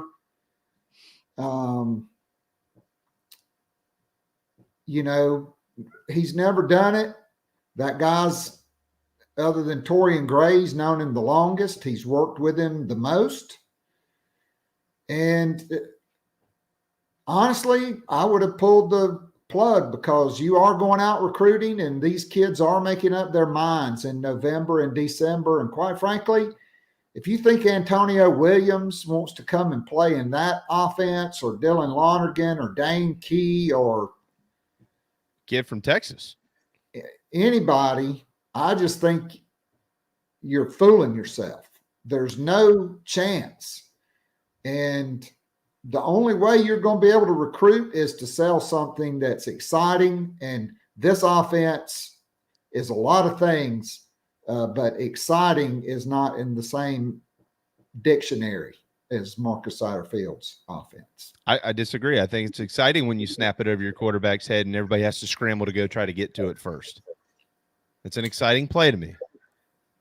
It's almost as exciting as snapping it over Steven's head and just letting him toss it off the goalpost in the Alabama game. Look, I'm probably one of the few people, I really didn't think that was the worst outcome. Steve Spurrier did. Damn it, Steven! Get your ass over here on the sideline. I told Steven after that game, I said, you were so accurate today that you underhanded a football off the goalpost. That's talent there, pal. But hey, he didn't give them the ball first and goal at the 1 or 2 yard line. That's right. He did not.